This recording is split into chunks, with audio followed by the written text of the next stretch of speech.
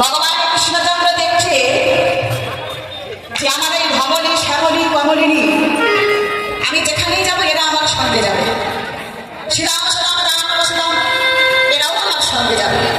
তা এরা যদি সঙ্গে যায় তাহলে তো সে আসবে, তার সঙ্গে কি কথা বলা যাবে? কি বল? আমি একজনকে ভালোবাসি, তাকে সময় দিই, জায়গা তো দুটোর সময় বড় রাস্তা মোড়ে গিয়ে সোজা খাবো। তা আমি যাবার সময় যদি আমার গোটা দু লেস সঙ্গে করে নিয়ে যাই তা তার সঙ্গে কথা বলা হবে? সে তো বাড়ি এসে বলে দেবে, বলবে না? কি গো মাইনা, আমি একজনকে টাইম দিয়েছি, আমি দুটোর সময় দেখা করবো। আমি যদি সঙ্গে করে কাউকে নিয়ে যাই আমি তো বাড়ি সে যদি এসে আমার স্বামীর কাছে বলে দেয় তোর বউ পিছনে পিছনে বউ আছে, আমার আর বাঁচাবে? হ্যাঁ, কুমড়োটা খেয়ে খেয়ে যতই ভুলে যায় না কেন মানে বাবা এসে ব্যাটা ছেলেদের হাত একা চলে একদম দেবে, তাহলে সঙ্গে করে কিছু নিয়ে যাওয়া যাবে। ওই জন্য তো ফোন কর, আমার ভগবানের মিস করে দেবে। ভগবানের নাম্বার জানেন? ফোন নাম্বার জানো? কই বলো? হ্যাঁ আচ্ছা, এই শোনো শোনো, মায়ের ভাবনা করবে একটু লিখে নিতে। ও মাইনা, বর্তমানে আমাদের ফোন নাম্বার আছে, কারো যদি প্রয়োজন থাকে তাহলে একটু কল করবে, কথা হবে। মায়ের লিখে নেবে, মায়ের লিখে নেবে গোবিন্দার ফোন নাম্বার। আরে ভগবান যদি রাধারানীর সঙ্গে দেখা করতে পারে তাহলে আমরা তো পেয়ে যাই, আমরাও কৃষ্ণের কাছে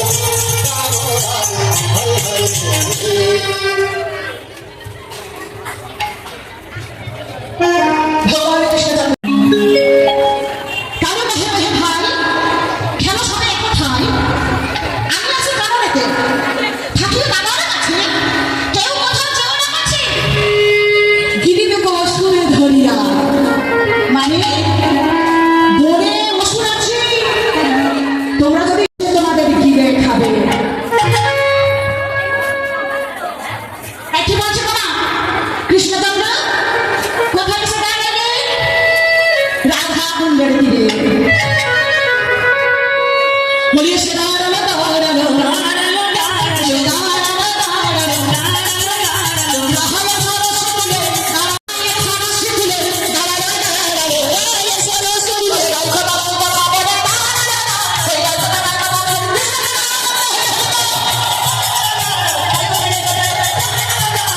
হারাই বলি করিল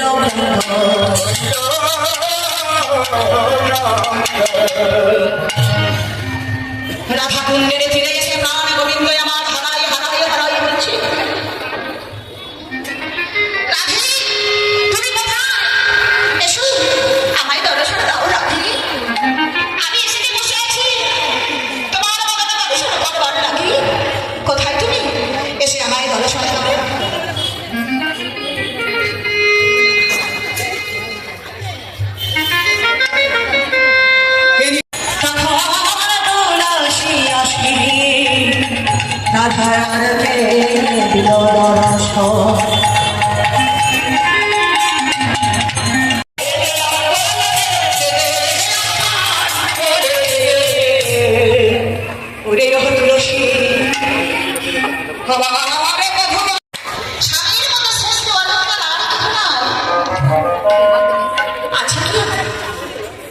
সেই ভালোবাসার মানুষ যখন চলে যায় এ দুঃখ আপনি কোথায় রাখবেন আপনার অন্তরের ব্যথা আপনি আর একজনকে যখন না বলতে পারছেন বুকের ভিতরে কষ্ট হয় না মা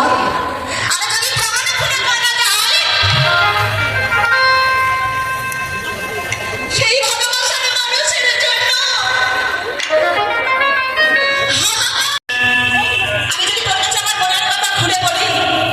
আর পাছে যদি আমার শাশুড়ি ননদি জানতে পারে তাহলে তো আমায় গোপন ছাড়া করে দেবে তুলসী বলছে তুই নাম নিয়ে বলবি কেন তুই ইঙ্গিত করে বল আমি বুঝতে পারি রাধারানী বলছে তুলসী আমি ইঙ্গিত করে বললে তুই বুঝতে পারবি তুলসী বলছে কেন পারবো না তোর এত সঙ্গ করেছি আর তোর মনের কথা আমরা বুঝতে পারবো না বল বল খুলে বল আর ইঙ্গিত করে বল আমি বুঝে নেব তখন শ্রীমতী রাধারানী আমার তুলসীর কাছে মনের কথা বলতে লাগলেন কেমন হবে তো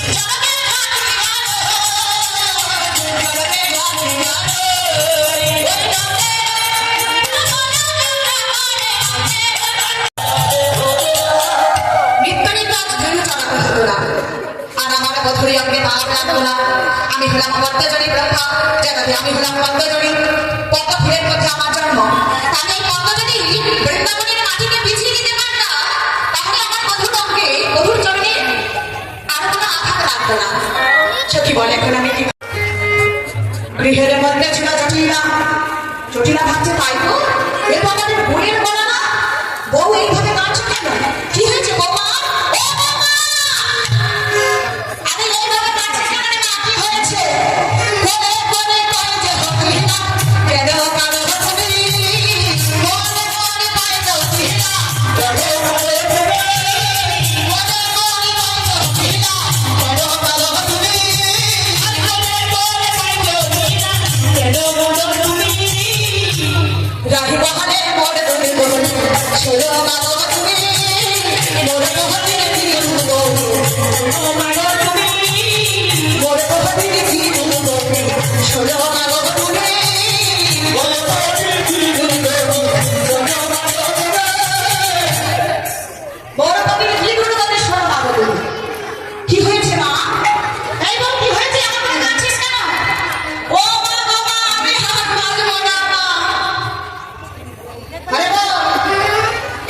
কুটিরা কি তোকে কিছু বলেছে? রাধারানী বলছে না বাবা কিছু বলেনি। তাহলে আমার ছেলে কি কিছু বলেছে? না মা, তোমার ছেলে আমার খুব ভালোবাসে, তোমার ছেলে কিছু বলেনি। তখন কি পাড়া লোক এই পাড়া লোক তোকে কিছু বলেছে? এই কে কি বলেছে আমার বউকে? হ্যাঁ, আমার বউ ভালো হোক মন্দ হোক আমি নিয়ে সংসার করি। তাহলে পাড়ার লোকের কি হয়েছে? আমার বউ কি কান্না করছে? না মা কাটিস না। রাধারানী বলছে মা পাড়ার লোকে কিচ্ছু বলেনি। পাড়ার লোকেও কিছু বলেনি? তাহলে পাড়ার লোকে কাটছিস কেন? মা বলবো ওমা গভীর রাতে সেজে ঘুমে স্বপ্ন দেখি আমি, স্বপ্ন দেখি আমি, গভীর রাতে সেজে ঘুমে স্বপ্ন দেখি আমি, স্বপ্ন দেখি আমি, মোরে গভীর দেশে ভূষা লইয়া অতি গেল মনে, গভীর দেশে ভূষা লইয়া আমি, গভীর দেশে ভূষা লইয়া অতি গেল মনে, গভীর দেশে ভূষা লইয়া অতি গেল মনে। হায় হায় আমার আমি কানে বলি পারবো না, হায় হায়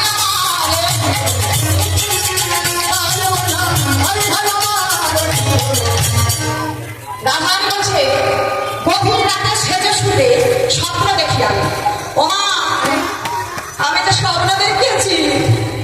জটিলা বলছে কি সর্বনাশ, স্বপ্নের এত বড় সাহস আমার বউকে দেখালো। দেখো কি স্বপ্ন দেখি রে মা আমায় বল। ওমা আমি কি স্বপ্ন দেখেছি জানো? রাধারানী বলছে জানো না, আমি স্বপ্নে দেখলাম একটা কালো চোর এসে তোমার ছেলেকে কি মার মারছে বাবু, আর মার খেয়ে তোমার ছেলের ছেলের কি কষ্ট কি বলবো। কুটিরা আমার থেকে সব শুনছিল।